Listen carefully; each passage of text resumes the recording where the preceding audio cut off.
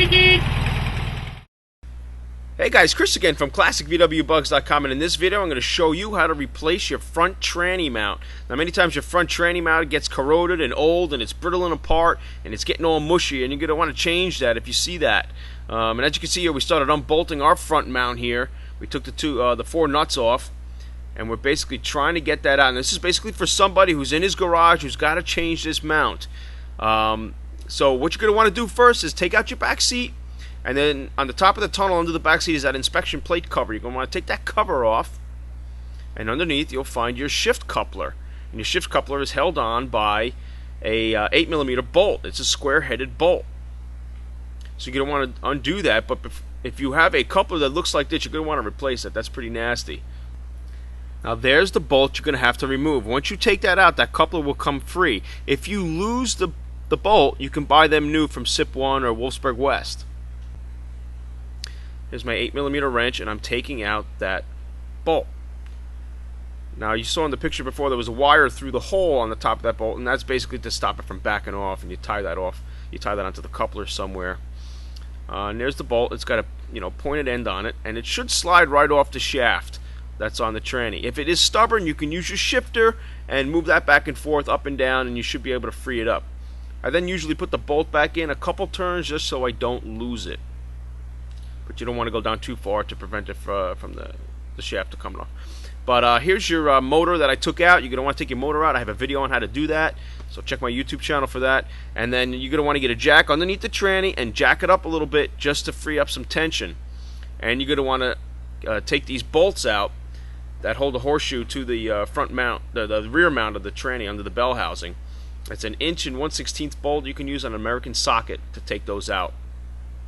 And there's the bolt right there. Sometimes those threads might be real bent up and banged up, and you might want to get a new one if you have to.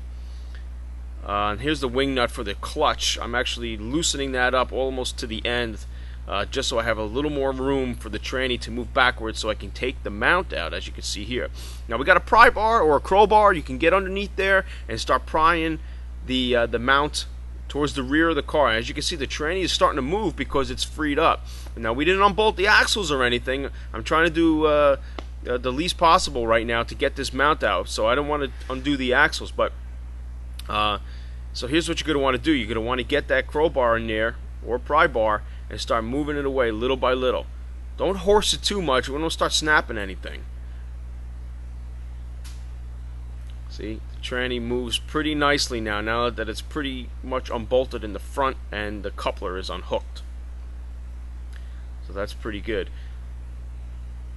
Now as you can see here, we put the jack underneath and we're moving our jack back to move the tranny back further because the pry bar was just not enough. So if you have a jack, a good sized jack, you can start moving that back. As you can see, there's this nub on the end of that mount that goes through the chassis and also centers that, holds it in place, and that's part of the reason why you got to keep going backwards to pry that out. It's not just the stud you got to pass. So as you can see, the reason why we took the bolts out on the front here, or the rear rather, is because you need more play. And see, little by little it starts to come out. Just take your time. There's no rush here. Sometimes you gotta put your hand on the bell housing area and just kind of wiggle it if you can. But again, you're going to be on your back, so it might be a little bit, more difficult. And for the sake of this video, we're doing it on the lift so I can film this. And as you can see, the mount is starting to come out now. It's little by little. It's just the nub now that's holding in the back. And there we go. Just a couple more, and it's going to fly right out. And there you go, out. And the reason we took this mount out is, as you can see, the rubber has broken away from the plate that it's usually fused to. And what we were doing is we were getting a chatter on our clutch. So this is the reason why we had to change this. But basically, you want to put the new mount in just like you took out the old one. You're just going to want to use a pry bar or a crowbar to kind of wiggle it in there and move the tranny back so you can mount it up on the studs. So you got the 15mm nuts in the center, and then there's usually 17mm on the sides. Now this mount works from 62 to 72, so it's a wide range mount, and you can get these from Wolfsburg West or CIP1.com or JBugs or something. Now we're putting the big bolts back in on the rear mount, under the bell housing. Just sometimes you might have to wiggle that tranny up and down just a little bit to get it lined up, or you might need an implement to line it up, or an awl to get the hole centered up. And make sure those threads are good. 1 1/16 socket to get the bolt in, to mount that rear mount. And then you're going to want to use a crowbar, or I'm sorry, a pry bar, breaker bar, to tighten it, to snug it up. The gun is just not enough. And then here's the 17mm nuts that we're tightening up. 50mm. Now don't forget your ground strap here. A lot of people don't have this ground strap from their tranny to the mount, and they always email me saying, my car won't start, I hear a click and it won't start, and that's usually sometimes the ground strap, and you want to replace it if it's pretty nasty. It's braided ground strap, or you can get a cable from AutoZone or something.